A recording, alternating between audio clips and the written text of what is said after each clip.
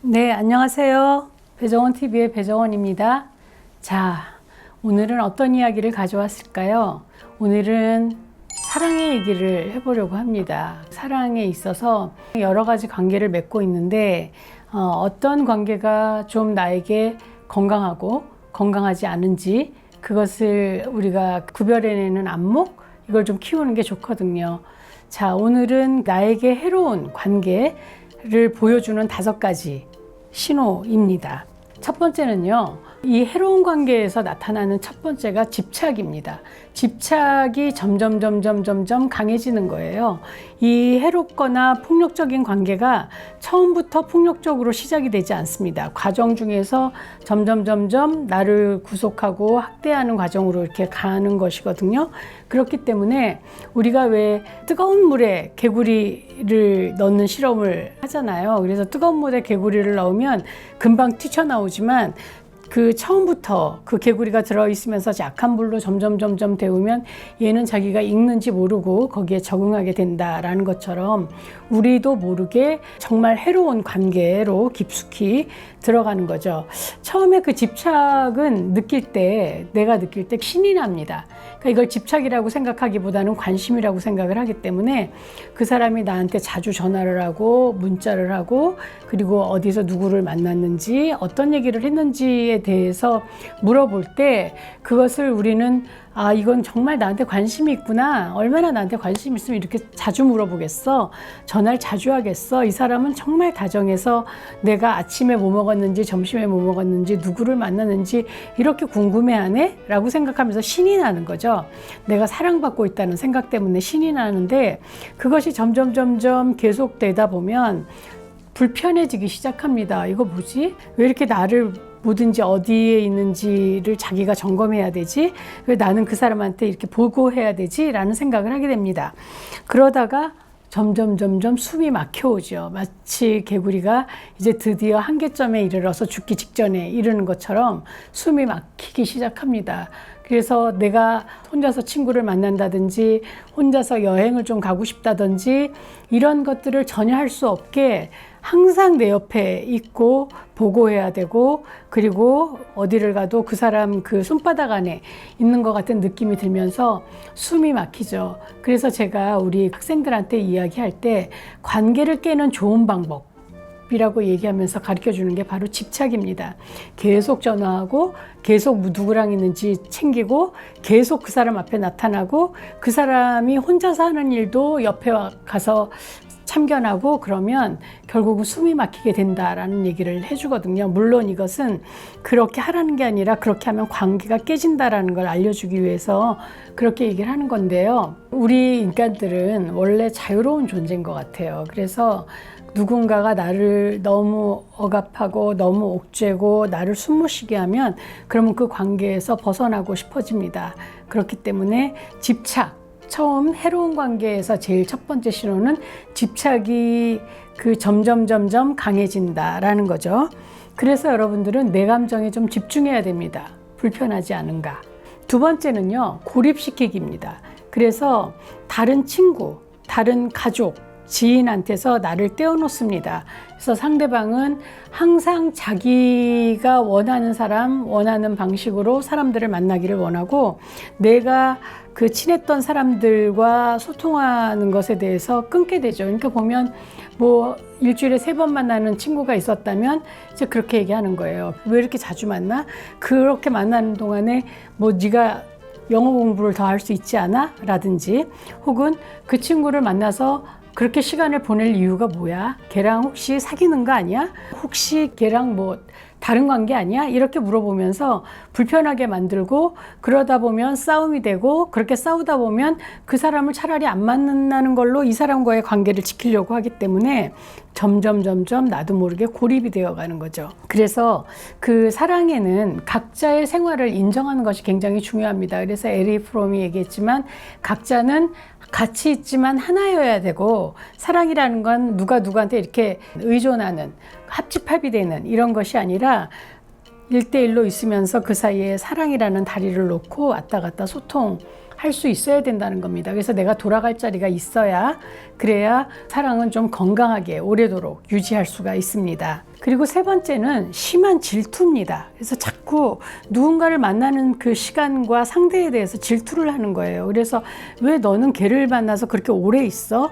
그 시간에 차라리 나랑 있는 게 좋지 않아? 뭐 공부하는 게 좋지 않아? 잠을 자. 뭐 이렇게 얘기를 하면서 어떤 사람과의 시간과 또 그 사람, 특별한 사람에 대한 질투를 너무 하기 때문에 역시 이것도 마찬가지로 그 사람을 만나고 그 사람과 시간을 보내는 것이 이 두 사람한테 갈등으로 이어지는 거예요. 그러다 보면 어떻게 되겠어요? 나한테 중요한 관계에 더 힘을 실어주지 않겠어요?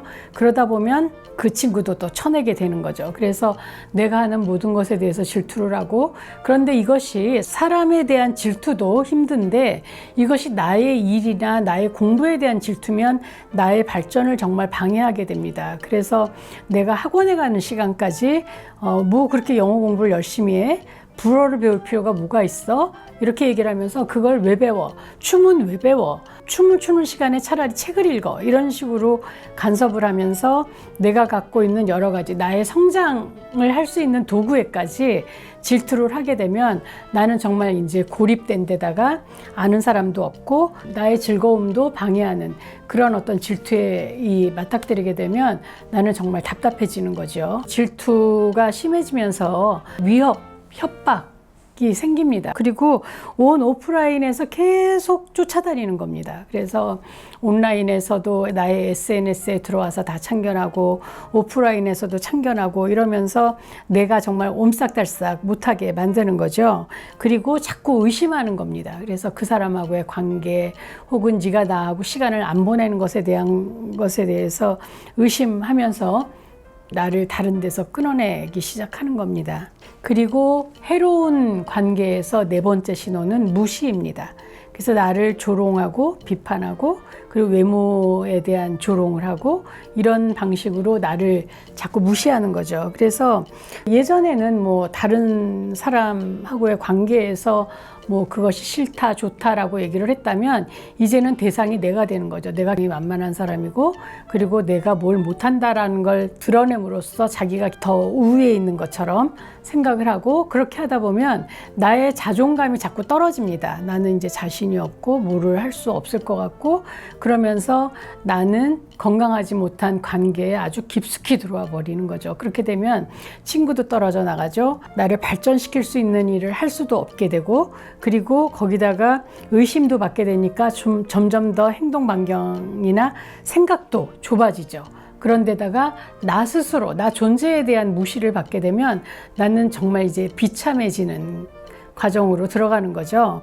그래서 A는 나를 사랑하는 사람이라면 전적으로 나의 편이어야 하고 나를 무시하지 않아야 되고 나를 격려해야 되고 나를 오히려 응원해야 되는 사람이라는 걸 여러분들이 잊어서는 안 됩니다. 이 사람이 아무리 나보다 월등하고 뛰어난 사람이라고 하더라도 나를 무시할 자격은 없습니다. 아무리 사랑하는 사이라고 하더라도.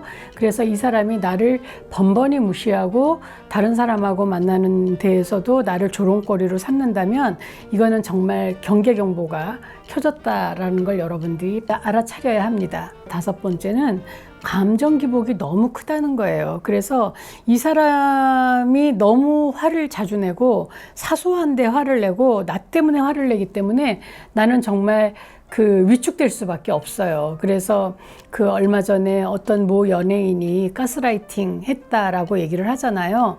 그렇게 가스라이팅의 과정에 들어가면 그 사람에게 뭐든지 전부 다 허락을 받아야 됩니다. 동의를 구해야 되고 그러지 않으면 내가 뭔가를 하기가 굉장히 어려운 그런 속에 들어가게 되죠. 그래서 이 상대가 언제 화날지 모르고 언제 기뻐할지 모르기 때문에 나는 거기에 그 사람의 감정에 점점 의존하게 되는 거죠.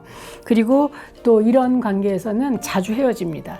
왜냐하면 내 감정이 오르락내리락이 너무 심하고 너는 나한테 맞춰주지 않기 때문에 너무 자주 헤어지게 되고 또 그리고 나서는 또 다시 화해를 하는 거죠.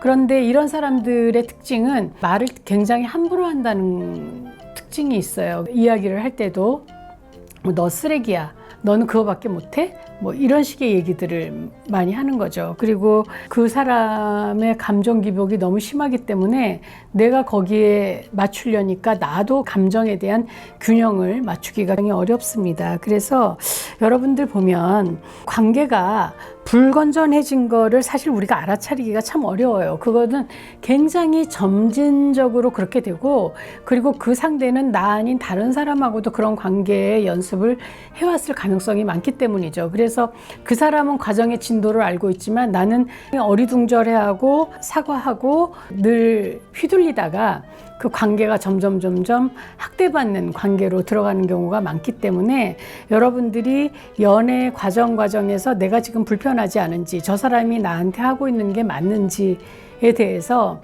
훨씬 더 자주 생각해야 돼요. 그래서 집착도 자꾸에 내가 합리화하는 거죠. 내가 왜냐하면 그 사람 좋아하기 때문에 너무 자주 전화하고 자주 전화하라고 얘기하고, 혹은 뭐 그 사람의 식성대로 음식을 먹어야 하고, 그 사람이 원하는 사람들만 만나야 하고, 그 사람이 원하는 방식대로 나를 맞추다 보면, 그러다 보면 이제 내가 없어지는 거죠. 가스라이팅 된 사람처럼 자아가 굉장히 위축되고 굉장히 불안해지고, 그리고 모든 것에 자신감이 떨어지기 때문에 그 사랑이 끝나고 나면 나는 정말 남루해질 수 있죠. 그런데 여기에서 정말 문제는 그 사람이 이별의 순간에서도 폭력적일 수 있다라는 거예요. 그러니까 이게 힘의 균형이 깨지고 나면 이 사람이 항상 우위에서 공격하는 입장이기 때문에 헤어질 때도 나를 함부로 할 수 있다라는 거죠. 그래서 여러분들은 관계가 건강하게 균형을 잡을 수 있도록 아무리 사랑하는 사람이라도 내 영역을 너무 침해하지 않도록 그 경계를 확실하게 하는 것이 좋겠다라는 생각을 합니다.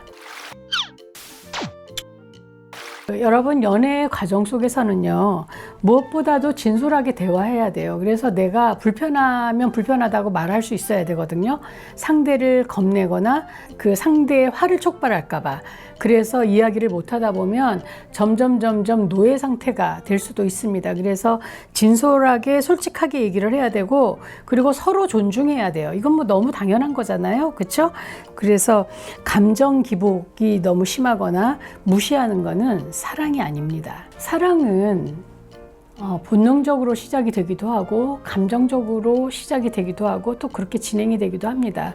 사랑이 우리를 들뜨게 하고 설레게 하고 또 롤러코스터를 타게 하는 것은 사실이기 때문이죠. 우리가 좀 건강하게 그리고 좀 더 성숙된 사랑으로 가려면 많은 시간과 투자, 노력이 필요하다라는 거죠.